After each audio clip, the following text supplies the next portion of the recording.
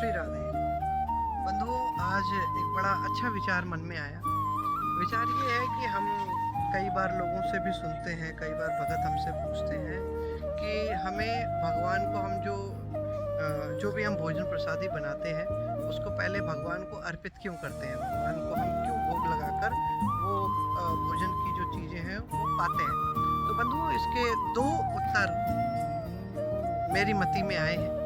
पहला तो ये है कि जो भी हम अनाज या अन्न जो भी हम अपने दैनिक जीवन में उसका उपभोग करते हैं बंधुओं, वो हमें धरती से प्राप्त होता है और किसानों की कड़ी मेहनत के द्वारा प्राप्त होता है। तो कई बार क्या होता है बंधुओं कि जब हमें नहीं पता कि जो गेहूं, जो चावल जो हम ये जिनका सेवन कर रहे हैं कि वो किस धरती के किस हिस्से से आए हैं और वहाँ की परिस्थितियाँ क्या रही हैं, वहाँ पर जो किसान उसको जिसमें उसने उगाया है वो किस प्रकार की परिस्थितियों में रहा है, उसका मन कैसा था, उसका भाव कैसा था।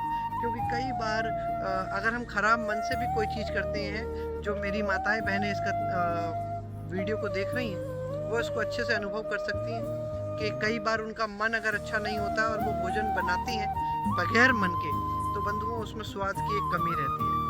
और इसीलिए कई बार ऐसी परिस्थितियाँ बनती हैं कि नहीं समझ में आता हमें कि किस तरीके का क्या होना चाहिए, और वहाँ पर भी कई बार उनकी भी परिस्थितियाँ ऐसी होती हैं किसानों की कि उस व्यक्ति की जब वो बुआई कर रहा है तो क्या होता है। दूसरा क्या होता है कि आजकल फर्टिलाइजर और इस तरीके की खाद का ये सब उपयोग चल रहा है, जिसके कारण से अनेक कीड़े मकोड़े और अनेक जीव जिनको किन्हीं कारणों से उनकी भी हत्या हो जाती है, तो उनका भी दोष लगता है। और जब भगवान को हम वो भोग बनाकर अर्पित करते हैं तो भगवान के पान से वह जो भोजन है, जो अन्न है, वो उपयोग के लिए उपयुक्त हो जाता है और भोजन करने के लिए उपयुक्त हो जाता है।